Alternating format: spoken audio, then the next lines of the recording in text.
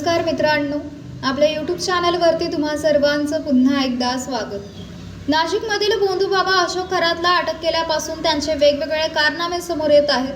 अनेक पीडित महिलांनी पोलिसांकडे धाव घेत अशोक खरातांच्या अत्याचाराचा पाडा वाचला आहे. या प्रकरणी अजित पवार गटाच्या नेत्या रुपाली चाकणकर देखील अडचणीत सापडल्या आहेत. त्यांना राज्य महिला आयोगाचा आणि राष्ट्रवादी काँग्रेसच्या महिला प्रदेशाध्यक्षपदाचा राजीनामा द्यावा लागला आहे. या सगळ्या घडामोडीनंतर आता रुपाली चाकणकर आरोपी अशोक खरातला त्याच्या वाईट कामात साथ देत होत्या का, असा प्रश्न निर्माण झाला आहे. भोंदू अशोक खरात प्रकरणी नवा खुलासा समोर आला असून महिला आयोगाच्या माजी अध्यक्ष रुपाली चाकणकर यांच्या अडचणी वाढण्याची शक्यता आहे.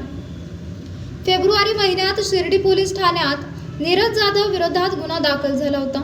अशोक खरातने अत्याचार केलेल्या एका तरुणाच्या सांगण्यावरून हा गुन्हा दाखल झाला होता. या गुन्ह्यात अशोक खरात सांगण्यावरून महिला आयोगानं सुनावणी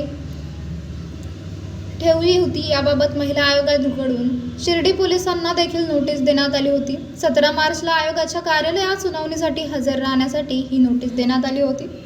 मात्र या प्रकरणाचा तपास आधीच SITकडे वर्ग असल्यानं पोलिसांनी तसा अहवाल महिला आयोगाला दिला होता. या प्रकरणी शिर्डी पोलीस ठाण्यात फेब्रुवारीमध्ये गुन्हा दाखल झाल्यानंतर 5 आणि 9 मार्चला महिला आयोगाकडून सखोल चौकशी आणि सुनावणीचं पत्र दिलं होतं. त्यामुळे शिर्डी पोलीस ठाण्यात दाखल झालेल्या गुन्ह्यात महिला आयोगाचा हस्तक्षेप होता हे दिसून येत आहे. त्यामुळे रुपाली चाकणकरांचा पाय खोलात जात आहे.